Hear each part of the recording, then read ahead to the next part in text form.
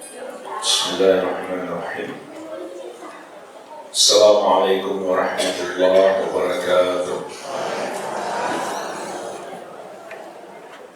Alhamdulillah, wassalatu wassalamu ala rasulillah wa ala alihi wa sahbihi wa man walah, wa la hawla wa la quwwata illa billahi, amma ba'd. Fa ikhwani wa akhwati fillah, rahimani wa rahimakumullah. Semoga Allah subhanahu wa ta'ala senantiasa mencurahkan rahmatnya kepada kita sekalian.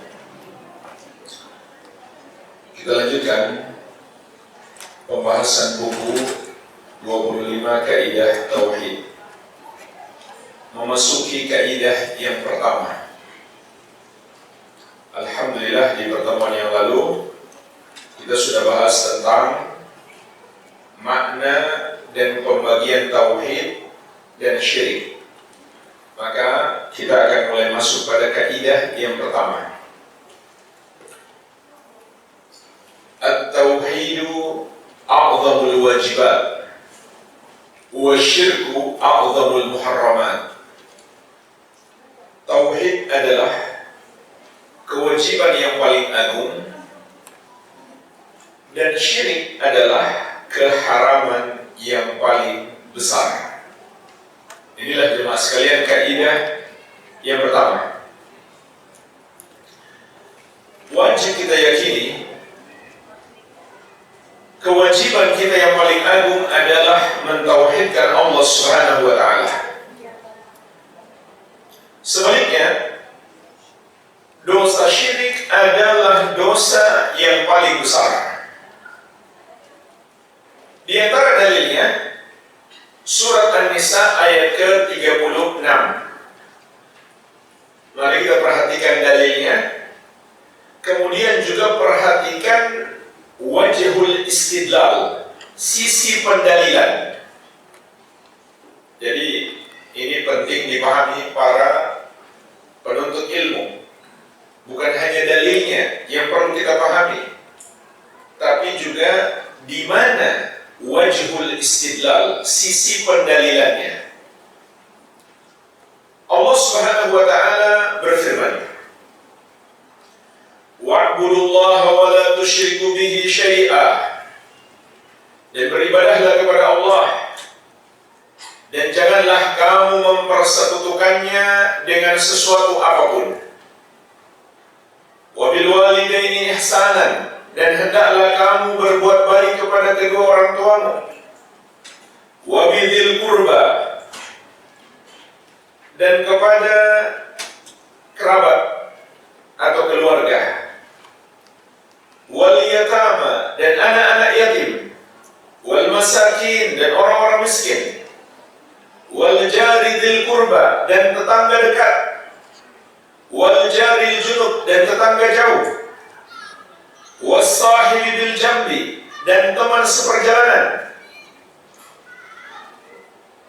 Wa bnis sabil, dan kepada musafir. Wa ma malakat aymanukum, dan kepada apa yang kamu miliki, yaitu budak atau hewan piaraan. Innallaha la yuhibbu man kana mukhtalan fakhura. Sesungguhnya Allah tidak menyukai orang-orang yang sombong dan membanggakan diri. Jemaah sekalian, ayat ini dinamakan ulama dengan istilah ayatul hukukil ashrah. Ayat tentang 10 hak. Kenapa kita berdalil dengan ayat ini? Atas kaidah kewajiban yang paling agung adalah tauhid dan dosa terbesar adalah syirik. Karena ini sisi pendalilannya. Dari 10 hak yang wajib kita tunaikan, nomor 1 disebutkan hak Allah. Berarti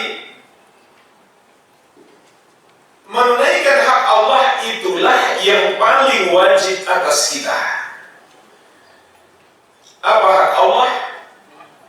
Disembah dan tidak dipersekutukan.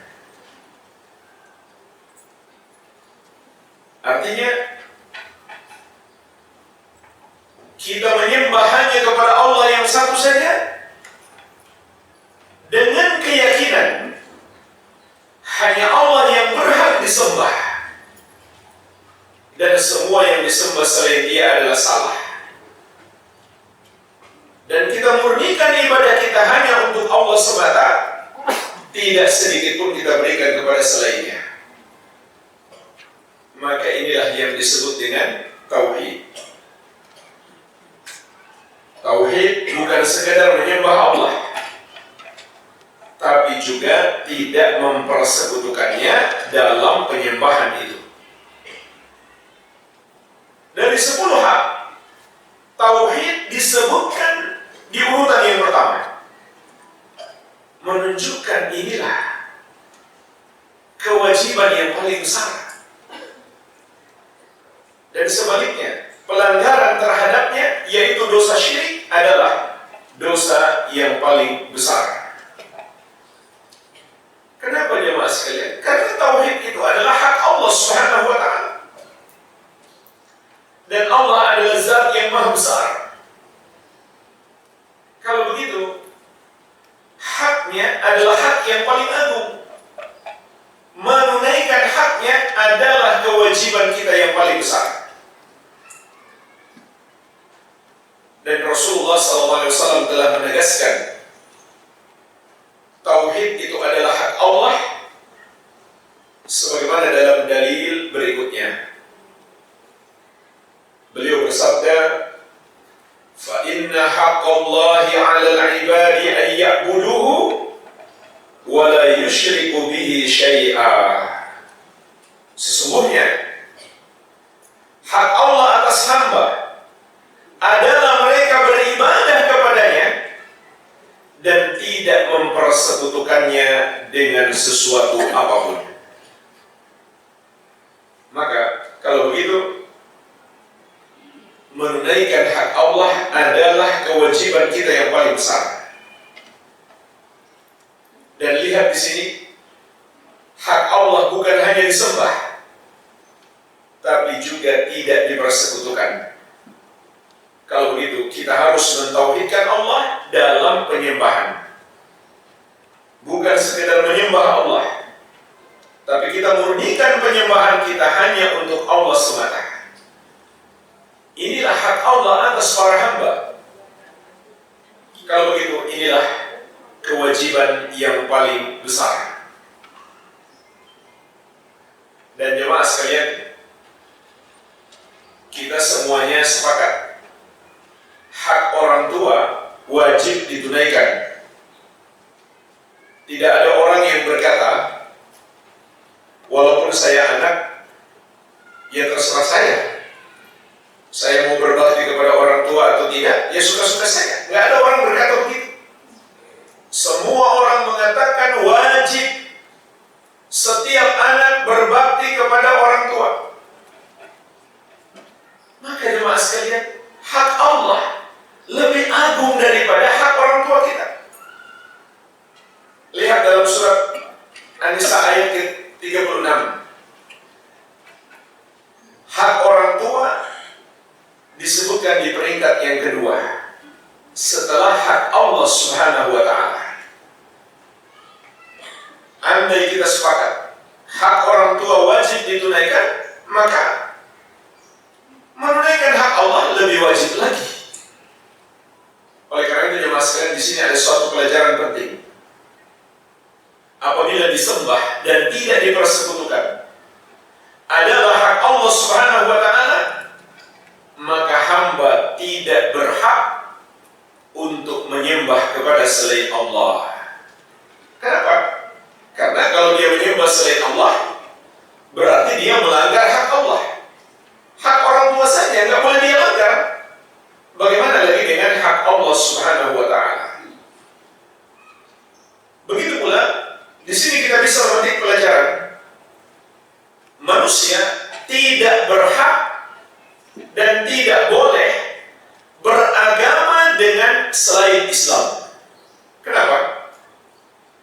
semua agama selain Islam mengajarkan pemeluknya untuk melanggar hak Allah Subhanahu wa Ta'ala. Oleh karena itu jemaah sekalian, termasuk pembatal keislaman kalau ada orang muslim yang berkata, ya terserah mereka lah, itu kan hak mereka, mau menyembah siapa saja, mau menuhankan siapapun, mau beragama dengan apapun walaupun bukan Islam, itu kan hak mereka. Barang siapa berkata seperti itu, dia bukan muslim lagi, Islamnya batal, karena dia telah mengingkari hak Allah Subhanahu wa Ta'ala.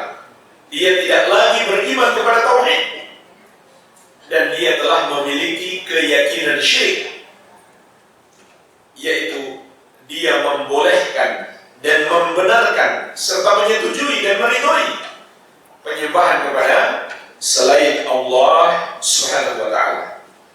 Allah tidak pernah memberikan hak kepada hamba untuk menyembah kepada selainnya. Allah Subhanahu wa Ta'ala tidak pernah memberikan hak kepada hamba untuk beragama dengan selain Islam. Bahkan Allah Subhanahu wa Ta'ala menghukumi orang yang menyembah kepada selainnya atau beragama dengan selain Islam adalah pelaku dosa terbesar yang disebut musyrik serta kafir. Kalau menyembah kepada selain Allah merupakan hak dia, tentu dia tidak berdosa. Kalau beragama dengan selain Islam merupakan haknya, tentu dia tidak berdosa. Ternyata dalam syariat Allah dihukumi dia sebagai pendosa, bahkan pendosa terbesar yang disebut musyrik serta kafir. Jadi hati-hati. Terkadang ada kalimat-kalimat manis, tapi kalau kita percaya, kita bukan lagi seorang muslim. Kalimat manis tapi hakikatnya racun. Contoh, kalau ada orang yang berkata, janganlah saling menyalahkan, biarpun beda agama, biarpun beda yang disembah, kita harus menghargai mereka. Subhanallah. Menghargai, kita diajak menghargai perbuatan yang sangat Allah murkai, perbuatan dosa syirik yang pelakunya menjadi makhluk yang paling hina. Sebagaimana insya Allah akan kita sebutkan juga kaidahnya. Orang-orang musyrik adalah makhluk yang paling hina. Lalu kita bilang dia harus dihargai, dimuliakan, ditinggikan. Perbuatan buruknya gak boleh kita salahkan demi menghargainya. Subhanallah. Padahal jemaah sekalian, gak ada orang yang berkata, biarpun dia korupsi, kita hargailah, dia kan sudah usaha. Gak ada orang berkata begitu. Semua menyalahkan, semua benci, bahkan semua ingin dia digantung kalau perlu. Menyembah kepada selain Allah, beragama dengan selain Islam, jauh lebih besar dosanya daripada korupsi. Korupsi betul dosa yang sangat besar. Wajib kita marah, wajib kita benci. Tapi kalau yang korupsi itu masih muslim, tidak boleh kemarahan dan kebencian kita kepada pelakunya secara totalitas, karena dia masih punya hak untuk dicintai. Namun perbuatan dosa syirik, perbuatan dosa kekafiran, beragama dengan selain Islam, menyembah kepada selain Allah, itu jauh lebih besar dosanya daripada korupsi, sehingga pelakunya kita benci secara total, karena dia tidak punya keimanan sedikit pun, sehingga dia tidak punya hak untuk dicintai. Makanya orang yang murtad keluar dari agama Islam, hukumannya lebih berat daripada korupsi atau daripada dosa-dosa yang lain, yaitu hukuman mati yang harus diterapkan oleh pemerintah. Jadi hamba tidak punya hak untuk menyembah kepada selain Allah, begitu pula hamba tidak punya hak untuk mengikuti agama-agama yang mengajarkan penyembahan kepada selain Allah. Lalu apa hak hamba?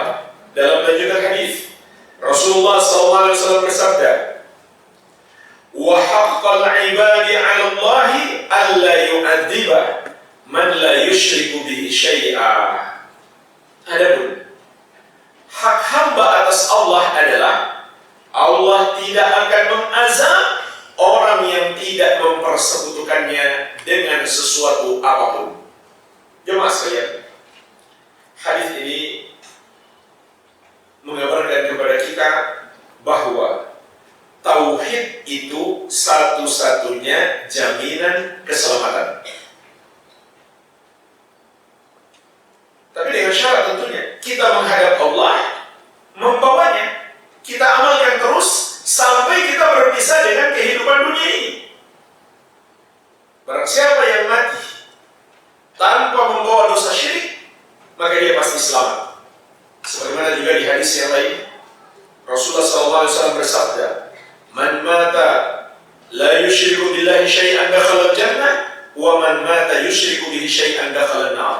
Barang siapa mati dalam keadaan tidak mempersekutukan Allah dengan sesuatu apapun, maka dia pasti masuk surga. Dan barang siapa mati dalam keadaan mempersekutukan Allah dengan sesuatu apapun, maka dia pasti masuk neraka. Maka tauhid kalau begitu adalah jaminan keselamatan. Meskipun seseorang menghadap Allah dengan membawa seluruh kebaikan, tanpa tauhid dia tidak akan selamat. Meskipun seseorang menghadap Allah membawa semua dosa, sampai mati dia tidak bertobat, tapi bukan dosa syirik, bukan pula dosa kekafiran, dia pasti selamat. Tidak mungkin tidak. Karena hadis ini hanya menyebut satu dosa saja yang menjadi jaminan keselamatan kita apabila kita lepas dari dosa itu. Tatkala menghadap Allah, maka kita dijamin selamat, yaitu tidak berbuat dosa syirik, tidak pula yang selevel dengan syirik, yaitu kekafiran. Jadi, meskipun seseorang mati dalam keadaan dia belum bertobat dari dosanya korupsi, makan riba, minum khamar, berdasarkan hadis ini dia pasti selamat. Tidak mungkin tidak. Karena hadis mengatakan hak hamba atas Allah, Allah tidak akan mengazab orang yang tidak mempersekutukannya dengan sesuatu apapun. Maka menghadap Allah tanpa membawa dosa syirik adalah jaminan keselamatan. Cuma jemaah sekalian, orang yang selamat itu ada dua macam. Ada yang selamat secara sempurna, ada yang tidak sempurna. Itu yang perlu kita pahami. Tapi pasti selamat, asal dia tidak berbuat syirik, tidak pula kekafiran. Meskipun dia melakukan dosa-dosa yang lain, dia pasti selamat. Tetapi ada yang selamat dengan cara langsung masuk surga, ada yang mampir dulu di neraka. Karena dia melakukan dosa-dosa selain syirik, korupsi misalkan, makan riba, minum khamar. Itu pun kalau Allah menghendaki, sehingga dia langsung masuk, sehingga dia tidak bisa langsung masuk surga. Dia diazab dulu di neraka. Tapi azabnya tidaklah kekal. Suatu hari Allah akan keluarkan dia dari neraka dan masukkan ke dalam surga. Berarti selamat juga kan akhirnya. Jadi yang menjadi jaminan keselamatan itu hanya satu: mentauhidkan Allah dan selamat dari dosa syirik. Berarti jemaah sekalian, kita belum paham. Apabila Allah tetapkan ini jaminan keselamatan, inilah kewajiban kita yang paling agung. Dan sebaliknya dosa syirik adalah dosa yang paling besar. Kaidah yang kedua, wujub taqdim tauhid ta'alluman wa amalan wa da'watan. Kewajiban mengutamakan tauhid dalam mempelajari ilmunya, mengamalkannya, dan mendakwahkannya.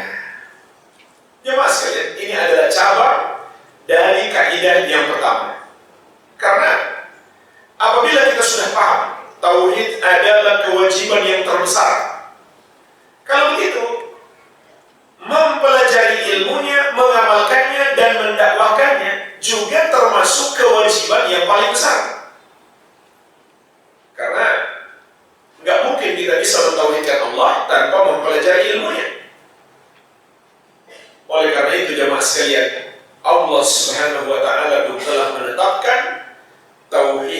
adalah tujuan hidup kita. Sebagaimana firman-Nya, "Wa ma khalaqatul jinna wal insa illa liya'budun." Dan tidaklah Aku menciptakan jin dan manusia kecuali agar mereka beribadah kepadaku. Sahabat yang mulia Ibnu Abbas radhiyallahu anhuma mengatakan, "Kullu ma warada fil Qur'ani min al-ibadah fa ma'naha tauhid." Semua kata ibadah yang terdapat dalam Al-Quran artinya adalah tauhid. Bukan sekedar menyembah Allah, tapi memurnikan penyembahan kita hanya untuk Allah semata dan kita jauhi dosa syirik. Inilah makna ibadah dalam Al-Quran. Maka Allah kabarkan kepada kita, itulah tujuan kita diciptakan di muka bumi. Jadi nggak usah bingung mencari jati diri. Ini jati diri kita. Kita adalah hamba yang diciptakan, diberikan rezeki, dicurahkan segala kenikmatan agar kita menghamba hanya kepada Allah, agar kita memurnikan semua amal ibadah kita hanya untuk Allah semata. Bahkan Allah Subhanahu wa Ta'ala pun menetapkan, inilah misi utama seluruh Nabi dan Rasul alaihi wassalam. Sebagaimana firman-Nya, "Walaqad ba'atsna fi kulli ummatin rasulan an ibudullaha wajtanibut taghut." Dan sungguh kami telah mengutus pada setiap umat itu seorang rasul. Setiap rasul menyerukan kepada kaumnya, sembahlah Allah dan jauhilah taghut. Taghut itu artinya semua yang disembah selain Allah Subhanahu wa Ta'ala. Maka tauhid adalah misi utama diutusnya seluruh Nabi dan Rasul. Dan lihat jemaah sekalian, seruan utama Nabi dan Rasul alaihi wassalam itu ada dua. Yang pertama, sembahlah Allah.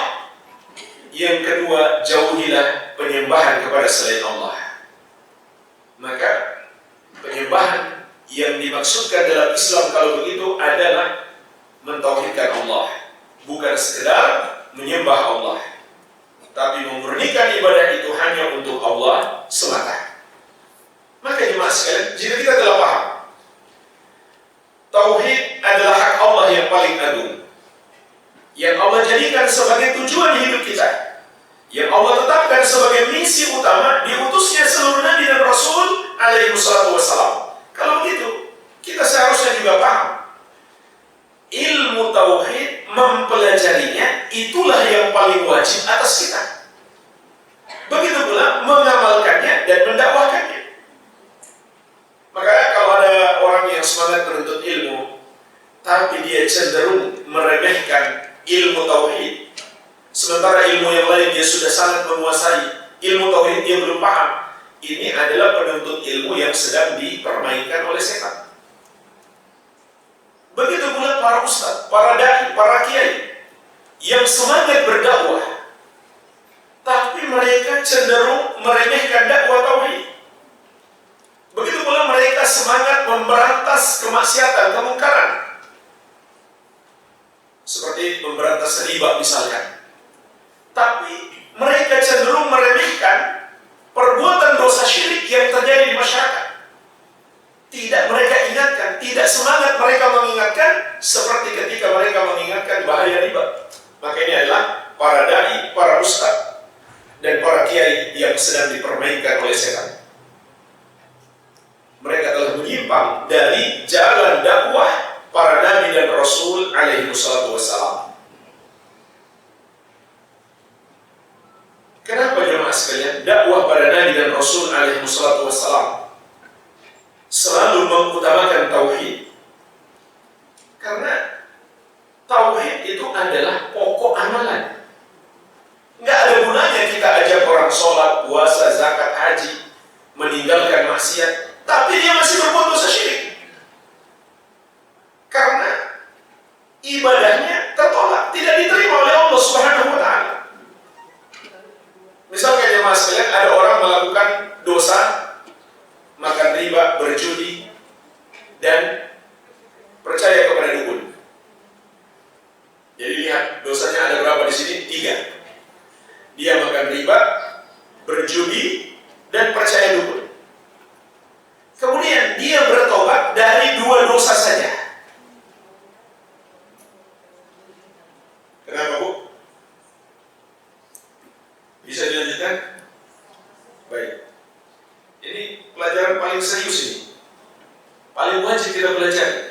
kita perhatikan dengan baik. Jadi saya berikan ilustrasi. Kalau ada yang melakukan 3 dosa, makan riba, berjudi, dan percaya dukun. Lalu dia bertobat dari 2 dosa yang pertama. Dia bertobat dari makan riba dan judi. Tapi dia belum bertobat dari kepercayaannya kepada dukun. Maka jemaah sekalian, taubatnya tidak sah. Nggak diterima oleh Allah Subhanahu wa Ta'ala.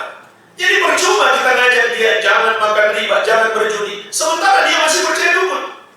Nggak ada gunanya. Taubatnya tidak sah. Kenapa? Karena taubat itu ibadah. Ibadah tidak diterima oleh Allah dari orang-orang yang berbuat syirik. Bahkan semua amal ibadah yang sudah dia kerjakan terhapus. Allah tegaskan dalam banyak ayat. Di antaranya dalam surat Az-Zumar ayat ke-65. La in asyrakta la yahbatanna amaluka. Kalau kamu berbuat syirik, terhapuslah amalanmu. Ini di antara alasan mengapa dakwah para nabi dan rasul alaihi wassalam difokuskan kepada tauhid, mengutamakan tauhid. Karena tauhid itu pondasi amalan. Percuma kita ngajak orang sholat, puasa, zakat, haji, kalau dia masih berbuat syirik, amalannya tertolak. Percuma kita ngajak mereka bertobat dari dosa riba, minum khamar, berjudi, kalau dia masih berbuat dosa syirik, taubat mereka tertolak. Bahkan jemaah sekalian, sebaliknya, tidak sebaliknya. Kalau dia bertobat dari dosa percaya dukun tadi, atau dosa syirik apapun, meskipun dia belum bertobat dari dosa makan riba dan berjudi, semua dosanya akan Allah ampuni. Ini keutamaan tauhid. Andai ada orang yang bertobat dari dosa syirik, meskipun dia nggak bertobat dari dosa-dosa yang dibawa kesyirikan, maka semua dosanya akan Allah ampuni. Sebagaimana sabda Nabi SAW, Annal Islam yajubbu ma qablah. Bahwasannya masuk Islam dengan cara mentauhidkan Allah dan menjauhi dosa syirik akan menghapuskan semua dosa-dosa yang telah lalu.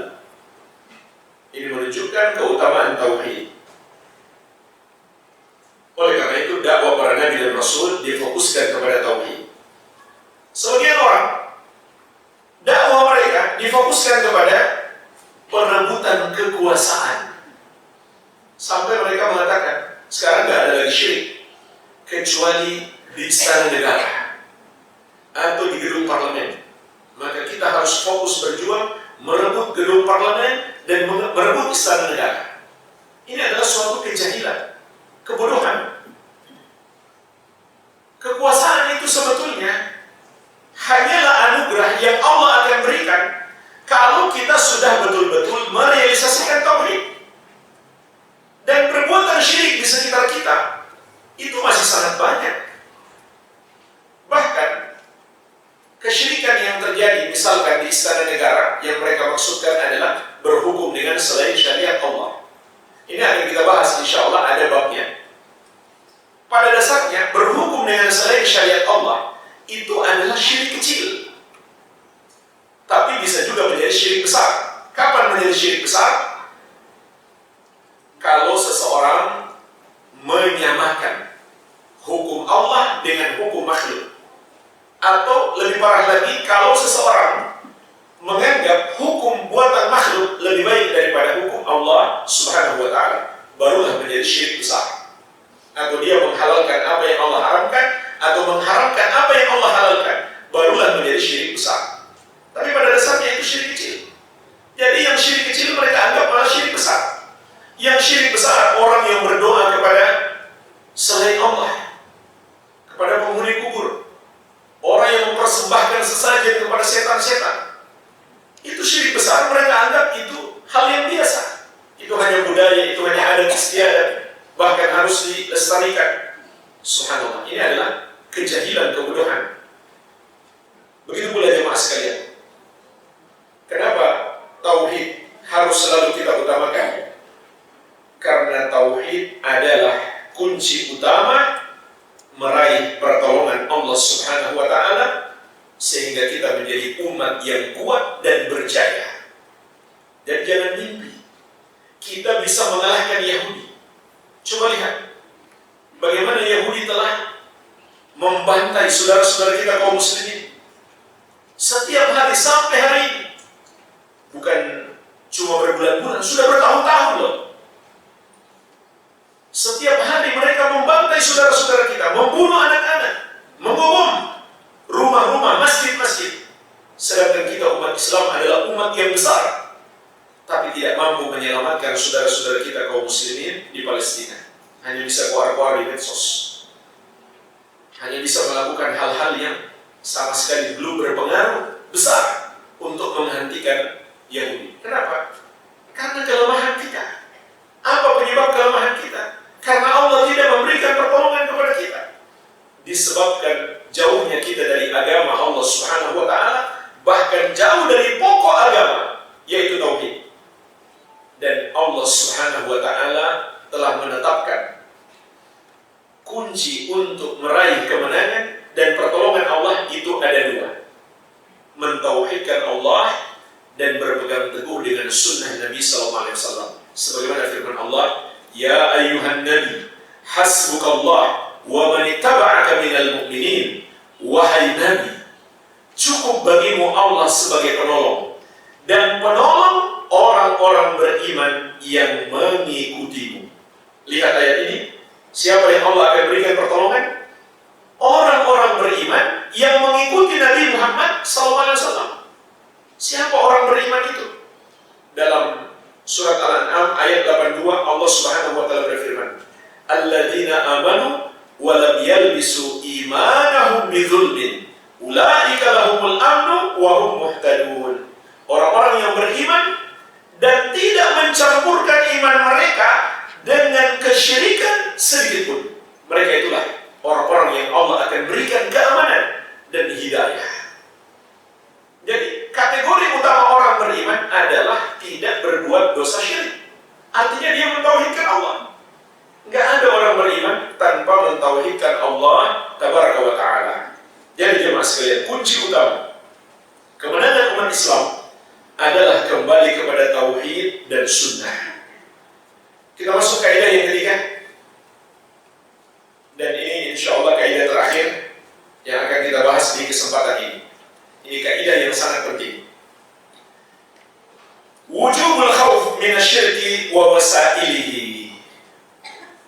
Wajib takut terjerumus dalam dosa syirik dan perangkap-perangkapnya.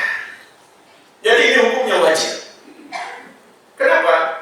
Karena Allah mempertakuti kita dengan banyaknya bahaya dosa syirik, sehingga kita wajib takut. Kemudian kita berhati-hati, jangan sampai terjerumus di dalamnya. Dan orang yang terjerumus syirik itu tidak sekaligus. Umumnya mereka masuk perangkap dulu, maka perangkapnya juga harus kita waspadai.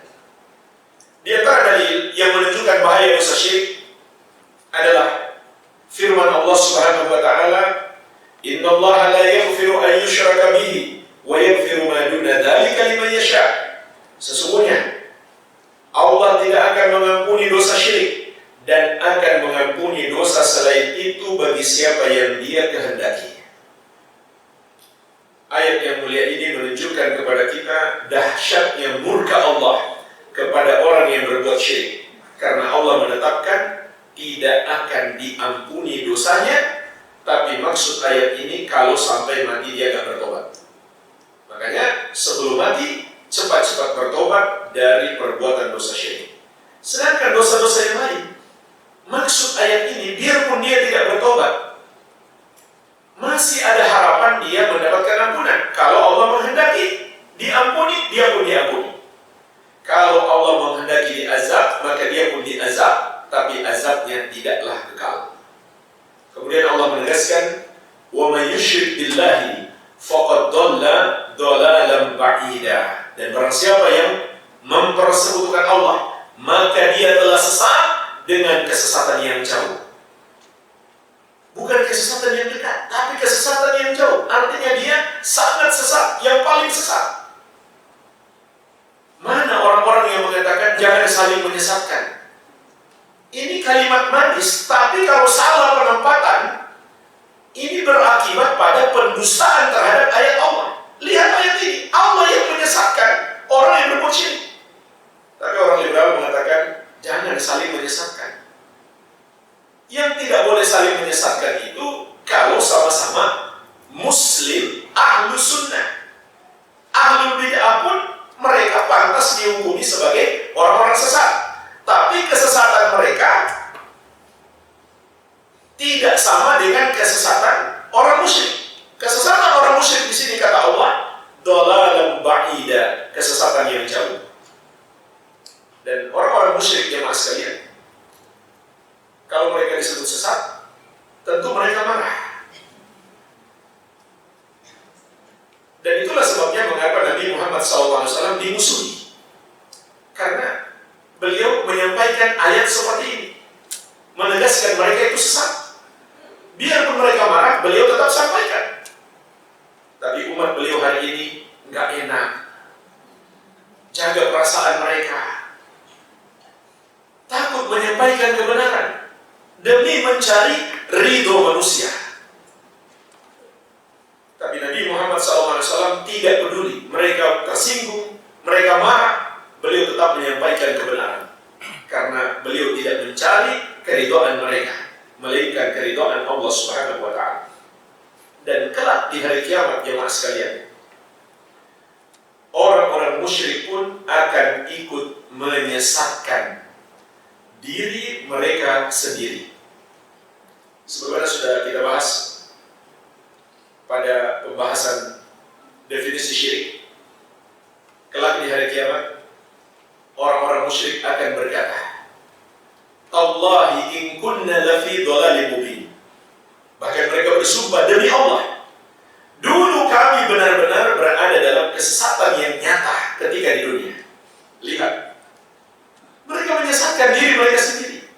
Saat sekarang mereka gak mau dianggap sesat, tapi kalau di akhirat mereka menyadari mereka memang sesat.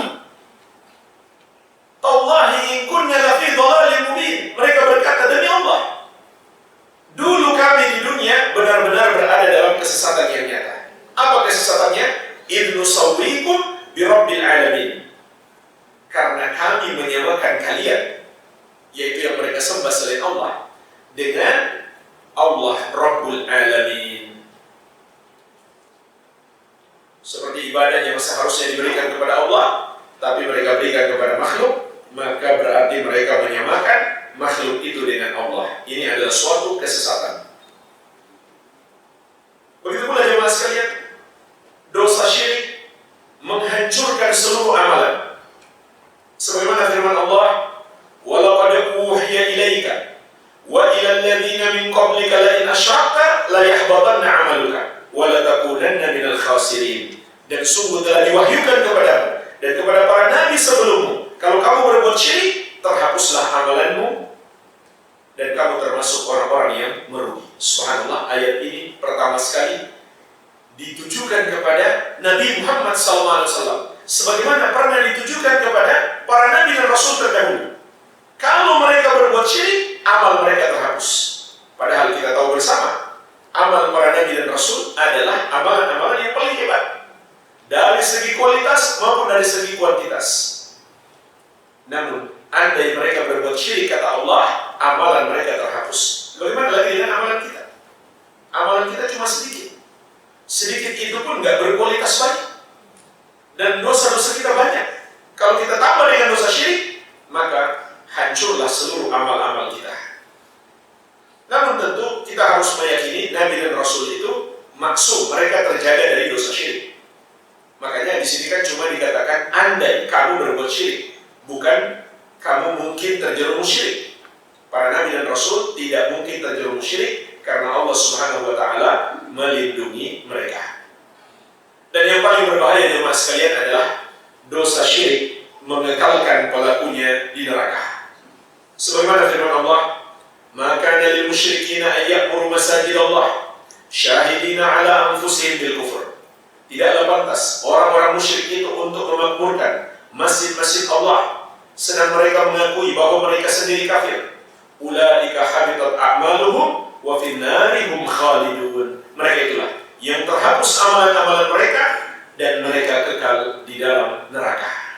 Seburuk-buruknya seorang muslim, dia masih punya keislaman, artinya dia tidak berbuat dosa kesyirikan dan kekafiran. Kemudian Allah masukkan dia ke dalam neraka. Selama apapun dia di neraka, suatu hari dia akan dikeluarkan dari api neraka, sehingga dia pun pada akhirnya selamat masuk surga. Sedangkan orang-orang musyrik kekal di dalam neraka selama-lamanya. Tidak ada yang bisa menolong mereka, tidak ada yang bisa memberi syafaat kepada mereka. Nabi Nuh alaihissalam tidak bisa memberi syafaat kepada anaknya yang musyrik. Nabi Ibrahim alaihissalam tidak bisa memberi syafaat kepada ayahnya yang musyrik. Nabi Lut alaihissalam tidak bisa memberi syafaat kepada istrinya yang musyrik. Nabi Muhammad sallallahu alaihi wasallam tidak bisa memberi syafaat kepada pamannya Abu Thalib yang sudah sangat besar jasanya kepada beliau, yang sangat baik kepada beliau. Maka Abu Thalib tidak bisa diberi syafaat oleh Nabi sallallahu alaihi wasallam untuk keluar dari neraka. Hanya karena Abu Thalib punya jasa-jasa besar, dia mendapatkan syafaat pengurangan azab, sehingga dia adalah orang musyrik yang paling ringan azabnya, yaitu 2 bara api diletakkan di telapak kakinya sampai membuat otaknya mendidih. Dan Abu Thalib mengira dialah orang yang paling keras azabnya, padahal Nabi SAW mengabarkan dia orang yang paling ringan azabnya. Tapi dia mengira dia yang paling berat azabnya, karena Abu Thalib sampai mati masih musyrik, tidak mau masuk Islam. Maka jemaah sekalian, apabila kita sudah tahu betapa dahsyatnya bahaya dosa syirik, wajib kita takut terjerumus syirik. Melebihi rasa takut kita terjerumus dalam semua dosa selain kesyirikan dan kekafiran. Bahkan melebihi rasa takut kita dari semua bahaya apapun yang mengancam fisik kita. Bahaya yang mengancam fisik kita yang paling tinggi adalah kematian. Dan yang paling berbahaya adalah kematian yang penuh penderitaan. Contoh, dicincang-cincang atau dibakar hidup-hidup. Maka Rasulullah SAW bersabda, la tusyrik billahi syai'an wa in kunta wa hudita. Janganlah engkau mempersekutukan Allah dengan sesuatu apapun, meskipun kamu dibunuh dengan cara yang paling kejam, yaitu dicincang-cincang atau dibakar hidup-hidup. Karena jemaah sekalian, bahaya kematian itu hanya sebentar. Ketika ruh orang beriman itu berpisah dari jasad, biarpun fisiknya masih berdarah, fisiknya masih hangus terbakar, maka dia sudah mendapatkan kenikmatan. Tapi orang musyrik, ketika ruhnya berpisah dari jasad, sudah menantinya azab yang sangat pedih dan azab yang kekal abadi, yang jauh lebih dahsyat dari semua azab, dari semua penderitaan di kehidupan dunia ini. Jadi, bahaya dosa syirik melebihi bahaya kematian yang paling sadis. Maka kalau begitu, wajib kita takut terhadap dosa syirik melebihi ketakutan atau kekhawatiran kita terhadap apapun. Kalau begitu jemaah sekalian, kita harus mewaspadai, jangan sampai terjerumus dosa syirik. Maka wajib bagi kita bukan hanya menjauhi syirik, tapi juga harus menjauhi perangkap-perangkapnya. Sebagaimana firman Allah Subhanahu wa taala, "Wa la taqrabul fawahisha ma dhahara minha wa ma batan." Dan janganlah kamu mendekati hal-hal yang keji, yang nampak maupun yang tersembunyi. Jemaah sekalian, ayat ini sebetulnya ayat umum. Semua dosa, apakah syirik atau yang lainnya. Lihat ayat ini. Di dalamnya terkandung 2 larangan. Pertama, larangan berbuat dosa. Yang kedua, larangan mendekatinya. Dan ini termasuk keindahan syariat Islam. Apabila melarang sesuatu, maka syariat melarang juga semua yang mengantarkan kepadanya. Karena mencegah lebih baik daripada menyelesaikan masalah yang sudah terjadi. Mencegah itu lebih mudah daripada mengatasi persoalan yang sudah terjadi. Sebagaimana juga firman Allah, "Wala taqrabuz zina innahu kana fahishatan wa sa'a sabila." Jangan kamu dekati zina, karena zina itu perbuatan yang keji dan seburuk-buruknya jalan. Jadi bukan hanya zinanya yang dilarang, hal-hal yang menyerumuskan kepadanya juga dilarang. Begitu pula syirik. Dosa syirik dilarang keras dalam syariat. Begitu pula hal-hal yang dapat menjerumuskan kepada syirik dilarang keras di dalam syariat. Di sini saya berikan 3 contoh. Contoh yang pertama, larangan memuji orang soleh secara berlebihan. Rasulullah SAW bersabda, "La tutruni kama atratin nasara ibn Maryam, fa innama ana abduhu, faqulu Abdullah wa Rasul." Kata Nabi SAW, jangan kamu berlebihan memuji aku seperti umat Nasrani memuji putra Maryam. Aku ini hanyalah hamba Allah. Katakan saja Muhammad itu hamba Allah dan Rasulnya. Berawal dari pujian-pujian kepada Nabi SAW sampai akhirnya mereka menyembah beliau. Contoh yang kedua, yang dilarang dalam syariat karena menjerumuskan dalam syirik adalah larangan menjadikan kuburan sebagai tempat ibadah.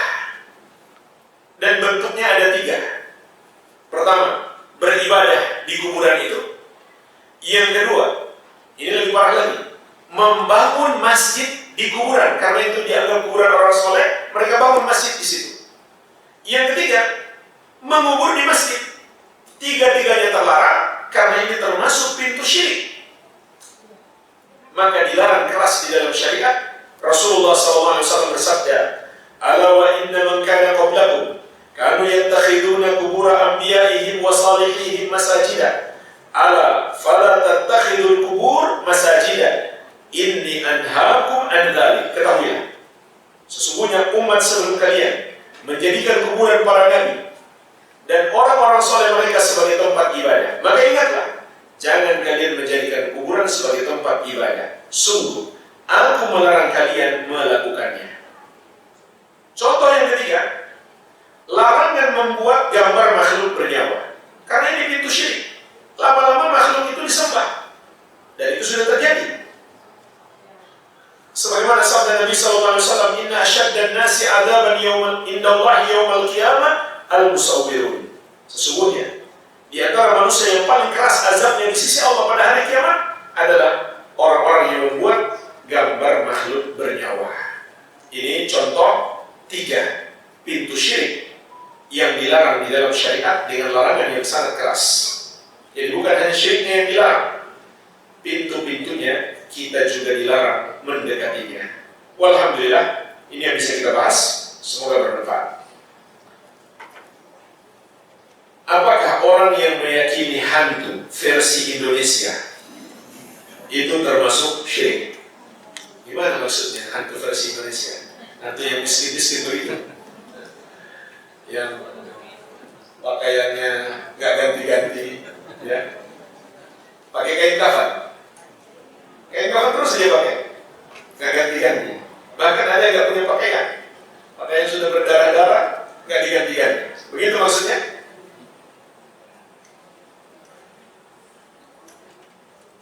Jamaah sekalian, jadi perlu kita jelaskan dulu apa yang dimaksud dengan meyakini adanya hantu. Kalau meyakini adanya setan dari kalangan jin, bahwa mereka itu ada, suka menakut-nakuti manusia, itu ada dalam Al-Quran dan ada dalam kenyataan. Dalam Al-Quran diantaranya Allah sebutkan,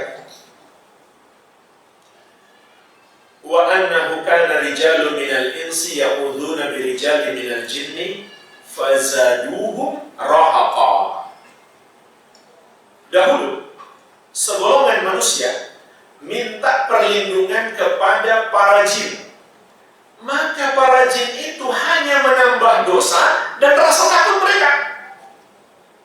Jadi tambah ditakut-takuti.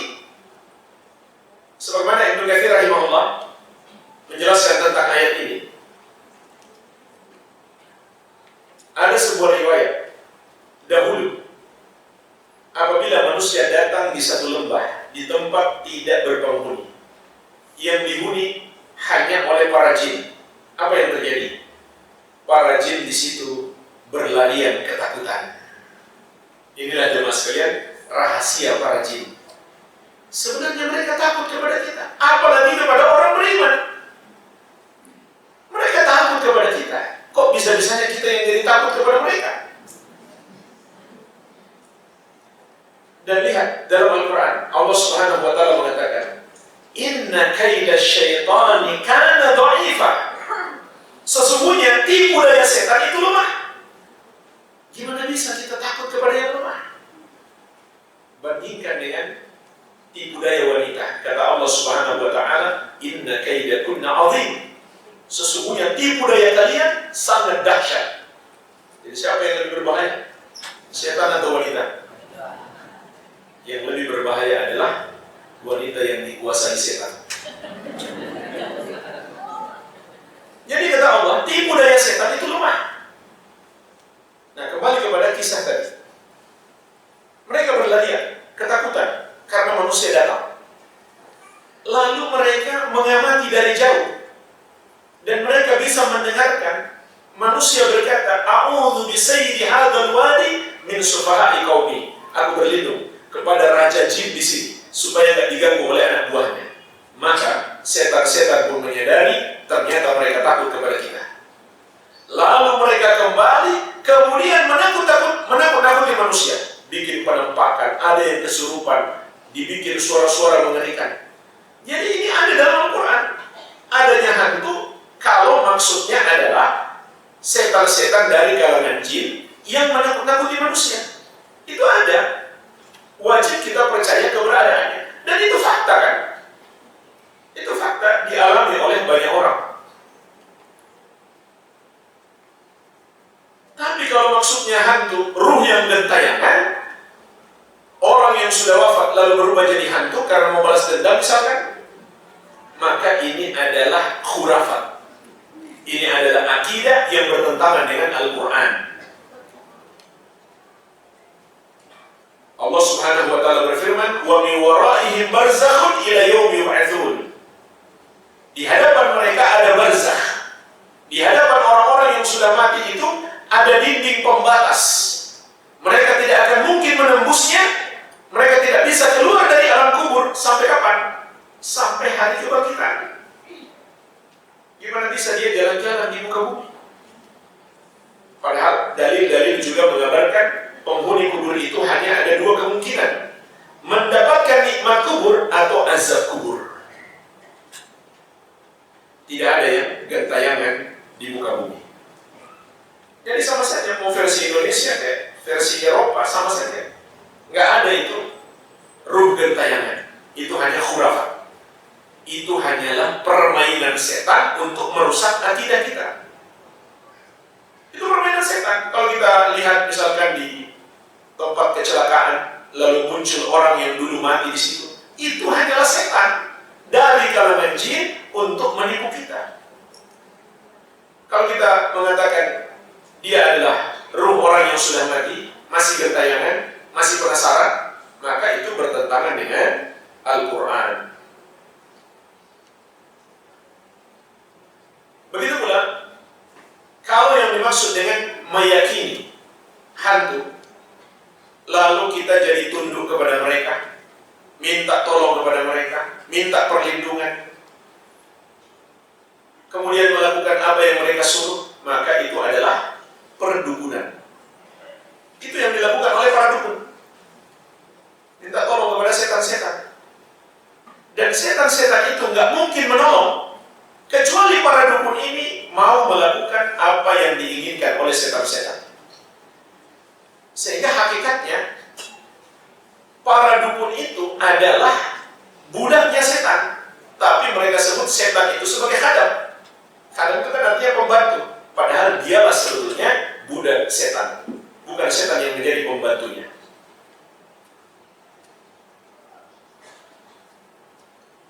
Bagaimana hukumnya bila seseorang melakukan sungkem sujud pada orang tua? Kalau cuma cium tangan, karena misalkan orang tua kita lagi duduk, kita lagi berdiri, kita mau cium tangan, kemudian terpaksa kita menunduk untuk bisa mencium tangan orang tua, maka itu boleh. Kan nggak mungkin orang tuanya ditarik ke atas, kitanya yang harus duduk ke bawah. Cium tangan boleh, tidak masalah. Tapi kalau nggak ada keperluan, termasuk jemaah sekalian minta permisi mau lewat, lalu kita menundukkan badan, ini dilarang dalam syariat. Ada hadis sahih melarang kita menundukkan badan kepada manusia, karena itu menyerupai ruku. Apalagi kalau sudah sampai seperti bersujud. Ruku dan sujud hanya pantas untuk Allah Subhanahu wa ta'ala. Tapi kalau ada keperluan karena mau cium tangan misalkan, maka boleh.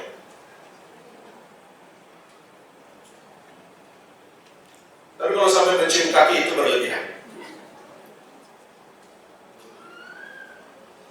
Apakah ketika mereferensikan salah satu obat dengan sebab obat itu sakit, dengan sebab obat itu yang sakit jadi sembuh, walaupun kita meyakini bahwa yang menyembuhkan segala sakit adalah Allah Subhanahu wa ta'ala, apakah hal terjerumus perbuatan syirik? Jawabannya tidak. Asal bisa kita buktikan atau kita sudah yakin terlebih dahulu itu benar-benar obat. Bagaimana cara membuktikannya? Dengan salah satu dari dua cara. Yang pertama, ada dalilnya. Contoh yang ada dalilnya apa? Al-habatus sauda, minum madu berbekam. Yang kedua, dengan percobaan ilmiah, pembuktian secara ilmiah, yaitu dalam dunia kedokteran atau dalam dunia apoteker, bahwa itu memang obat yang terbukti secara ilmiah. Maka selama kita yakin itu hanyalah sebab, yang menyembuhkan adalah Allah, tidak mengapa. Dan termasuk amal soleh, bahkan kita menyarankan saudara kita minum obat ini kita katakan manjur. Tapi tetap kita yakini itu hanyalah sebab, yang menyembuhkan adalah Allah Subhanahu wa ta'ala.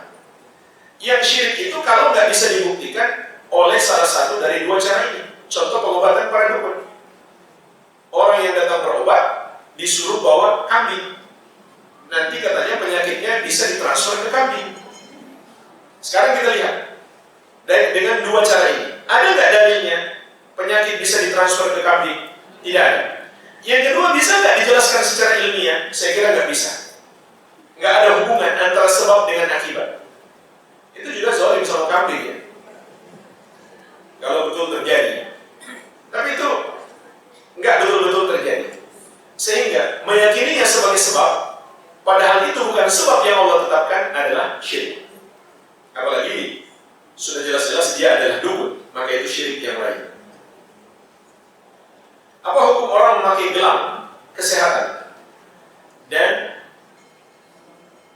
menganggap gelang itu bisa mengangkat penyakitnya? Jemaah sekalian, andai bisa terbukti pun gelang itu mengandung zat tertentu yang bisa menghilangkan penyakit, maka fatwa ulama menggunakan gelang sebagai pengobatan itu harus dihindari. Kenapa? Karena minimal itu pintu syirik. Karena minimalnya itu adalah pintu syirik. Ini difatwakan oleh Syekh Shalih Al-Fauzan, begitu pula Syekh Abdul Razak Al-Badar. Sebab Nabi SAW di masa beliau melarang penggunaan gelang untuk pengobatan. Seperti dalam hadis Imran bin Husain radhiyallahu anhu, Nabi SAW melihat orang memakai gelang kuningan. Beliau bertanya, "Ma hadhi?" Apa ini? Dia katakan, "Minal wahina." Ini untuk menangkal penyakit yang menimpa tangan. Maka Nabi SAW bersabda, "Inza'ha fa innaha la taziluka illa wahnan. Walau mitta wa hiya 'alaika ma aflahta abadan." Lepaskan benda itu, karena itu hanya menambah kelemahan kepadamu.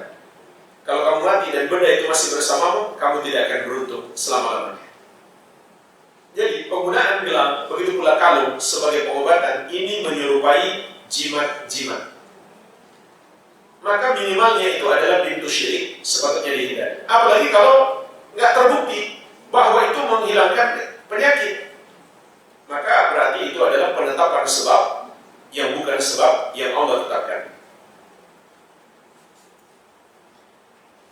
Apa maksudnya? Allah tak akan mengazab orang yang tak mempersekutukannya.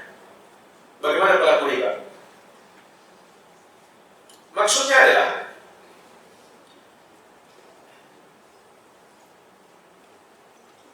dua kemungkinan.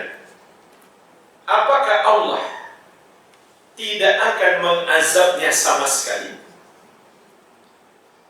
ataukah Allah tidak akan mengazabnya selamanya? Perhatikan dua kalimat ini. Ini dua penafsiran hadis. Wa haqqal ibadi 'ala Allah alla yu'adziba man la yusyriku bihi syai'a. Hak hamba atas Allah adalah Allah tidak akan mengazab orang yang tidak mempersekutukannya dengan sesuatu apapun. Artinya, Allah tidak akan mengazabnya sama sekali,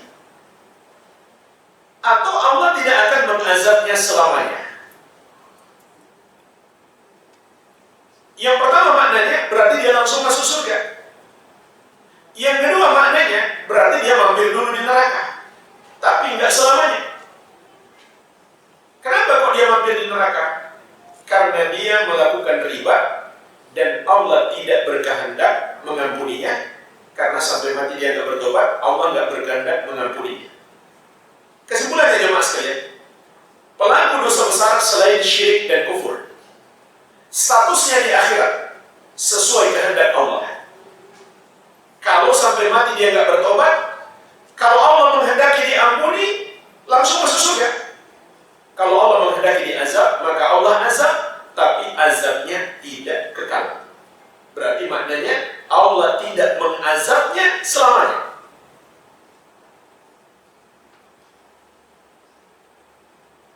Yang halal diharamkan, yang haram dihalalkan. Apa yang termasuk syirik? Ya. Karena yang berhak menghalalkan dan mengharamkan hanya Allah Subhanahu wa Ta'ala. Dan ini termasuk syiriknya Yahudi dan Nasrani juga, yang Allah sebutkan di surat At-Taubah ayat ke-31. Ittakhadhu ahbarahum wa ruhbanahum arbaba min dunillah.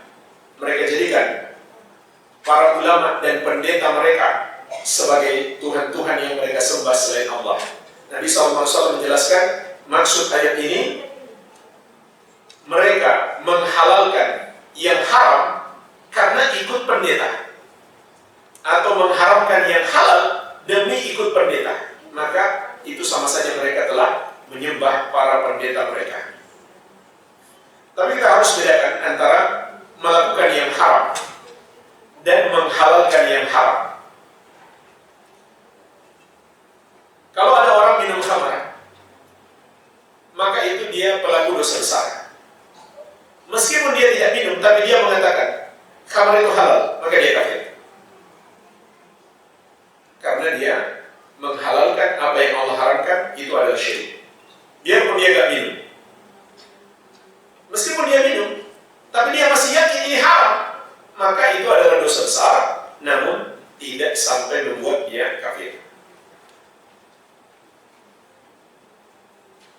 Bagaimana apabila seorang berbuat kesyirikan lalu bertobat dengan taubatan nasuha dan berniat belajar mentauhidkan Allah? Apakah termasuk orang yang selamat secara utuh atau selamat tidak sempurna?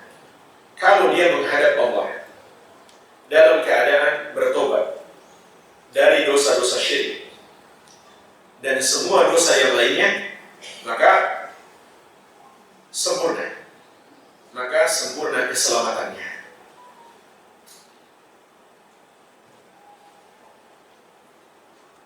Cuma jemaah sekalian, tentu kita nggak bisa memastikan diri kita. Saya yakin, saya pasti sempurna keselamatannya. Karena apakah tobat kita diterima oleh Allah atau tidak, itu kan nggak bisa kita pastikan juga.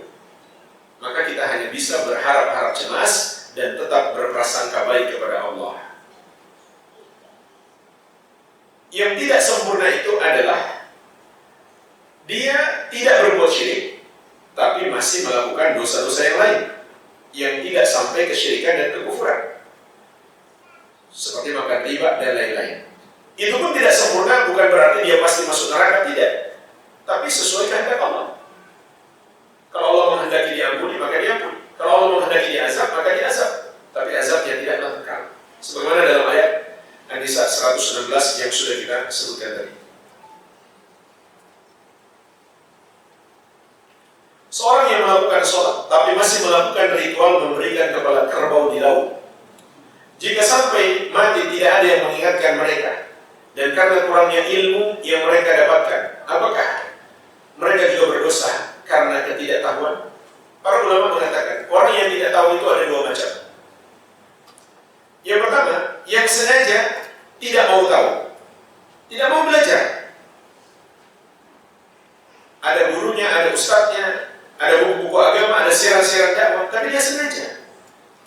Berarti perbuatan syiriknya itu mengandung unsur penentangan, bukan sekedar ketidaktahuan. Yang kedua, orang yang sudah berusaha belajar, tapi belum sampai ilmunya, belum ketemu gurunya. Yang ada cuma orang-orang yang ngasih syubhat di sekitarnya. Maka orang yang seperti ini yang mungkin mendapatkan udzur. Masuk dalam ayat Rabbana la tu'akhidna in nasina aw akhtana. Wahai Rabb kami, jangan engkau azab kami apabila kami lupa atau kami tersalah, artinya tidak sengaja. Bukan sengaja menentang. Yang tak mau belajar, ada unsur kesengajaan menentang. Apalagi kalau faktanya sudah banyak yang mengingatkan perbuatan itu adalah syirik, tapi mereka tidak pedulikan. Maka berarti mereka tidak punya udzur.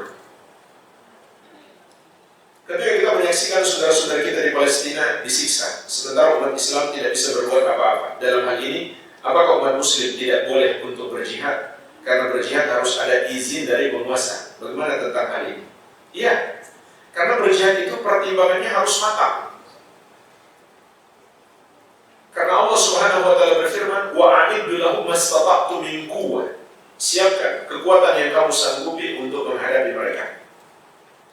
Dan ulama Islam sepakat, kalau perkiraannya kita akan kalah dalam satu jihad secara perhitungan militer, maka haram hukumnya kita berjihad ketika itu. Kecuali kalau kita sudah diserang tak bisa apa-apa lagi, ya harus melawan. Tapi kalau kita dari luar mau menyerang ke dalam misalkan, secara perhitungan kita belum mampu, maka itu tidak dibolehkan di dalam syariat. Jadi yang akan muncul hanyalah mudarat yang lebih besar. Ya, kita kesana pun tanpa izin pemerintah, kemungkinan besar kita tidak punya kekuatan apa-apa kalau begitu. Karena yang punya kekuatan itu adalah pemerintah, yang punya senjata, yang punya militer itu adalah pemerintah. Ini diantara hikmahnya mengapa berjihad harus dengan penguasa, agar jihad itu lebih terarah.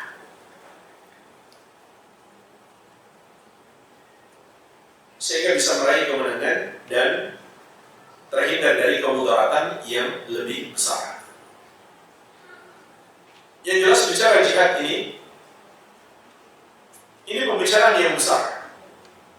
Nggak bisa kita hanya berkesimpulan berdasarkan berita-berita yang kita dengar. Harus duduk yang membahas itu wakil pemerintah, ulama, dan ahli militer. Bermusyawarah, memandang jauh ke depan, sejauh mana maslahat dan mudarat. Jadi jangan hanya bermodal semangat. Orang tua bermuamalah, rezekinya 90% berasal dari non-muslim. Buka butik, orang tua selalu memuji tamu-tamunya non-muslim. Karena orang tua beranggapan bahwa pelanggan-pelanggan tersebut mendatangkan rezeki. Orang tua menjalankan sholat 5 waktu. Kami pun membantu keperluan orang tua sebagai anak. Kami hanya bisa mendoakan orang tua sehat-sehat. Kami sampaikan rezeki datangnya dari Allah. Apa yang bisa dilakukan oleh anak-anaknya? Selama muamalahnya tidak bertentangan dengan syariat. Contoh hanya sekedar misalkan jual beras dan lain-lain. Hanya saja pembelinya non-muslim. maka tidak ada masalah. Ini adalah muamalah yang dibolehkan dalam syariat, berjual beli dengan non-muslim. Atau pakaian-pakaian yang tidak melanggar syariat. Ini adalah jual beli yang halal. Tapi yang jadi masalah adalah memuji-muji orang kafir.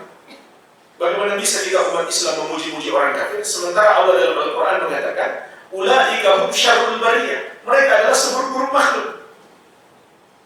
Juga Allah mengatakan, inhum illa kal an'am bal hum adallu sabila. Tidaklah mereka itu kecuali seperti hewan, bahkan mereka lebih sesat daripada hewan. Maka ini adalah bentuk wala kepada orang kafir. Ini adalah dosa besar, kita memuji-muji orang kafir. Tapi kalau yang dipuji hanyalah pribadinya, itu belum sampai kekufuran. Namun kalau yang dipuji adalah agamanya, maka itu adalah kekufuran. Maka harus kita nasihati, harus kita ingatkan, sampaikan ayat-ayat yang mencela orang-orang kafir tersebut, sehingga tidak pantas kita memuji-muji mereka. Mereka hanya baik di satu sisi. Katakanlah mereka suka bersedekah, suka berbuat baik kepada orang lain, dan kita jangan lupa, kepada Allah mereka kurang ajar. Orang yang kurang ajar kepada orang tua kita saja, pasti kita marah besar. Bagaimana lagi dengan orang yang kurang ajar kepada Allah? Mereka menghina Allah. Mereka samakan Allah dengan makhluk. Ibadah yang seharusnya mereka berikan kepada Allah, tapi mereka berikan kepada makhluk. Itu penghinaan kepada Allah. Tidak sepatutnya kita menjadi condong hati kepada mereka. Dan Allah Subhanahu wa taala telah mengingatkan, wala tarkanu ila alladziina zalamu fatamassakumun nar. Janganlah kamu condong kepada orang-orang yang zalim tersebut sehingga kamu dibakar api neraka. Saudara kamu tidak mau sholat dan puasa. Selain doa yang kami panjatkan dan contoh-contoh sikap baik, apa yang harus disampaikan? Ya, sampaikan dalil-dalilnya. Berdakwah yang terbaik adalah menyampaikan dalil, bacakan ayatnya, bacakan hadisnya. Dan ketika seseorang mendengarkan ayat dan hadis, itu akan lebih menggugah jiwanya. Begitu pula termasuk dakwah yang sangat efektif adalah ajak dia ke majelis ilmu. Dan boleh kita tanyakan kepada ustadz yang mengajar suatu nasihat, yang misalkan kita tanyakan, Ustadz, apa hukumnya meninggalkan sholat?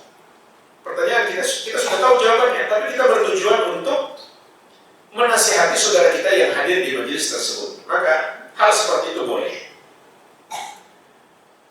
Begitu pula termasuk cara berdakwah yang sangat bagus adalah dengan melunakkan hatinya. Caranya bagaimana?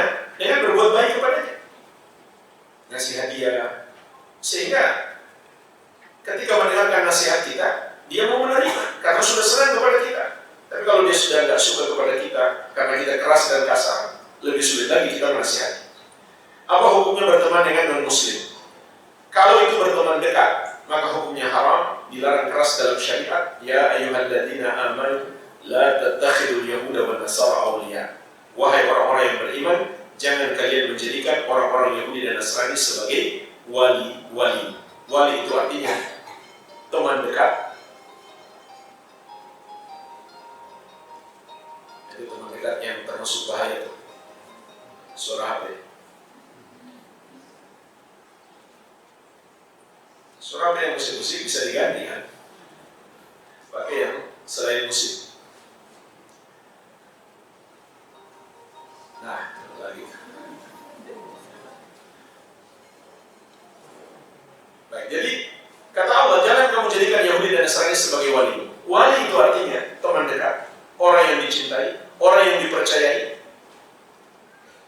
orang yang kita muliakan, orang yang kita angkat menjadi pejabat, orang yang kita pilih menjadi pemimpin. Ini mencakup semua maknanya. Tapi kalau cuma teman biasa, kenapa? Karena kebetulan satu kampus atau satu kerjaan, ya tidak mengapa. Tapi kalau dijadikan teman dekat, maka dilarang di dalam syariat. Apakah tingkatannya sampai kufur? Tergantung. Kalau seseorang menjadikannya teman dekat karena setuju terhadap agamanya, tidak mempermasalahkan dia menyembah selain Allah, atau bahkan sebaliknya dia benci kepada Islam, maka itu kekufuran. Tapi kalau hanya karena dunia, hanya karena perasaan saja, maka itu adalah dosa besar.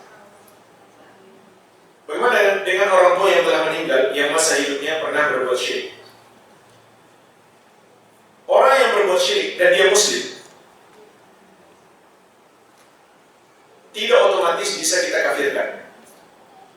Karena orang yang tidak tahu, bodoh, bukan sudah tahu tapi sengaja menentang dalam syariat, diberikan udzur. Maka selama belum terpenuhi syarat-syarat pengkafiran, berarti kita anggap masih muslim. Namun ini beda dengan yang sudah jelas. Contoh jelas-jelas beda agama, maka itu adalah kafir, sehingga nggak boleh kita doakan lagi. Atau jelas-jelas belum masuk Islam, maka jangan ragu meyakini orang seperti itu kafir. Bolehkah kita mengadakan acara maulid Nabi SAW atau haul memperingati kematian, dan apakah ini termasuk syirik? Ini belum termasuk syirik, tapi bid'ah, mengada-ada di dalam agama yang tidak dicontohkan oleh Nabi SAW. Bolehkah menghadiri seperti itu jika diundang? Tidak boleh. Mengadakan tidak boleh, mengundang tidak boleh, membantu tidak boleh, karena berarti membantu dalam dosa. Nabi SAW mengingatkan kita, man amila amalan laysa alaihi amruna fahuwa raddun. Barang siapa melakukan satu amalan tidak ada padanya petunjuk dari kami, maka amalan tersebut tertolak. Kenapa tertolak? Karena itu amalan yang buruk, bukan amalan yang baik. Bagaimana nasib kedua orang tua Nabi Muhammad SAW? Sudah kebaca. Hal-hal seperti ini jemaah sekalian, ini jangan kita bahas di depan masyarakat umum. Karena kalau kita buka buku-buku akidah, buku-buku tauhid, ulama hampir tidak membahas permasalahan ini. Dan kita sudah tahu, membahas masalah ini bikin keributan di dalam masyarakat. Karena kalau kita jelaskan, mereka sulit memahami. Jika seorang berbuat dosa syirik, dia belum tahu kalau itu dosa syirik. Setelah itu dia bertobat. Apakah tobatnya diterima Allah Subhanahu wa Ta'ala? Bahkan dia sudah tahu pun kalau dia bertobat, ya Allah terima. Asalkan dia bertobat dengan memenuhi syarat-syarat taubat. Bagaimana menyikapi atau berbuat agar selalu ingat untuk bertauhid kepada Allah Subhanahu wa Ta'ala dalam peri kehidupan di dunia ini, sejak hal kecil hingga hal-hal besar. Sementara setan tidak berhenti menggoda kita dimanapun kita berada. Nomor satu adalah minta pertolongan kepada Allah Subhanahu wa Ta'ala, baik dengan doa-doa yang umum seperti doa-doa minta hidayah, maupun doa yang khusus. Contoh, Nabi SAW mengajarkan doa agar kita berlindung dari kesyirikan. Allahumma inni a'udzubika an usyrika bika syai'an a'lamu wa astaghfiruka lima la a'lam. Ya Allah, aku berlindung kepadamu dari mempersekutukanmu yang aku ketahui, dan aku mohon ampun yang tidak aku ketahui. Yang kedua, mendalami ilmu agama, terutama ilmu tentang tauhid. Ini yang kedua. Kita nggak mungkin bisa menjaga tauhid kita dan menjauhi kesyirikan kecuali kita mendalami ilmunya. Termasuk di sini ilmu mengenal kesyirikan dan pintu-pintu syirik. Ini dibahas dalam ilmu tauhid. Harus kita pelajari secara detail agar kita semakin hati-hati dalam kehidupan ini. Kemudian yang ketiga, jauhi jerat-jerat kesyirikan. Termasuk jauhi orang-orang yang suka berbuat syirik, agar kita tidak terjerumus syirik. Sebaliknya, bertemanlah dengan orang-orang yang belajar tauhid, yang tauhidnya lurus. Karena Nabi SAW mengatakan, al-mar'u ala dini khalili. Seseorang itu tergantung agama sahabat karibnya. Falyanzur ahadukum man yukhalil. Maka hendaklah setiap kalian memilih siapa yang hendak dia jadikan sahabat karibnya. Apakah kaum muslimin yang meminta atau berdoa ke kuburan termasuk musyrik? Ya. Kesyirikannya ada 3 bahkan. Bukan hanya satu syirik. Yang pertama, syirik dalam ibadah. Kenapa? Karena Nabi SAW mengatakan, ad-du'a huwal ibadah. Doa itu adalah ibadah.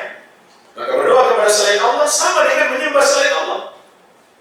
Yang kedua, syirik dalam sifat yang harusnya diyakini hanya milik Allah, yaitu sami'ud du'a. disebut dalam Al-Quran adalah Sami'ud doa. Allah yang maha mendengar doa. Kalau dia berdoa kepada orang-orang yang sudah mati, maka berarti dia meyakini mereka juga Sami'ud doa, maha mendengar doa. Bahkan jemaah sekalian, tidak ada dalil orang yang sudah mati dapat mendengarkan doa yang dipanjatkan kepada mereka. Yang ada malah sebaliknya. Allah Subhanahu wa taala berfirman, "Innaka la tusmi'ul mauta." Kamu tidak bisa memperdengarkan kepada mereka yang sudah mati. Juga Allah Subhanahu wa taala berfirman, "Wa ma anta bimusmi'in man fil kubur." Dan engkau tidak bisa memperdengarkan kepada mereka yang sudah di dalam kubur. Tapi bukankah mayit bisa mendengarkan langkah-langkah kaki orang yang meninggalkan kuburannya setelah menguburnya? Jawabannya betul, itu ada dalilnya. Tapi kita boleh meyakini sebatas dalil. Jangan kita tambahkan, dia juga mendengarkan curhat mereka, tangisan mereka. Itu berarti menambah-nambah di dalam agama. Menambah suatu keyakinan yang Nabi SAW tidak ajarkan. Terlebih lagi jemaah sekalian, yang bisa mendengar langkah kaki itu bukan hanya mayit muslim, mayit kafir pun bisa. Sengaja Allah perdengarkan untuk mengingatkan kita. Kelak, semua orang yang datang mengantarkan kita ke kuburan, gak ada satupun yang mau menemani kita. Mereka temani pun gak ada gunanya. Yang berguna ketika itu hanyalah amal-amal soleh kita. Kemudian syirik yang ketiga, kalau dia meyakini makhluk itulah yang bisa mengabulkan doanya, maka ini syirik yang ketiga. Karena yang maha mampu mengabulkan doa hanya Allah Subhanahu wa ta'ala. Tapi kalau dia yakini makhluk itu nggak bisa mengabulkan doa hanya untuk diteruskan kepada Allah, maka tidak lepas dari syirik yang pertama dan kedua. Dan cara berdoa seperti ini adalah syirik sekaligus bid'ah. Jadi andai lepas dari kesyirikan, tidak akan lepas dari bid'ah. Karena Rasulullah SAW tidak pernah mengajarkan cara berdoa seperti ini. Anak istri beliau tidak pernah mempraktikkan cara berdoa seperti ini. Dengan cara mereka berdoa kepada Nabi SAW agar Nabi mengabulkan, atau Nabi SAW meneruskan kepada Allah, tidak pernah. Sahabat-sahabat beliau juga tidak pernah melakukannya. Tidak di kuburan beliau, tidak di tempat yang lain. Maka itu termasuk bid'ah, mengada-ada di dalam agama, dan sekaligus juga syirik. Dan doa itu kan ibadah. Kalau ibadahnya bid'ah, maka Nabi SAW menegaskan, "Man amila amalan laisa alaihi amruna fahuwa raddun." Barang siapa mengerjakan satu amalan tidak ada padanya petunjuk dari kami, maka amalan tersebut tertolak. Walhamdulillah, semoga bermanfaat. Wabillahi taufiq. Subhanakallahumma wa bihamdik, asyhadu an la ilaha illa anta, astaghfiruka wa atubu ilaik. Wa sallallahu ala nabiyyina Muhammad wa alihi wa sallam. Wassalamu alaikum warahmatullahi wabarakatuh.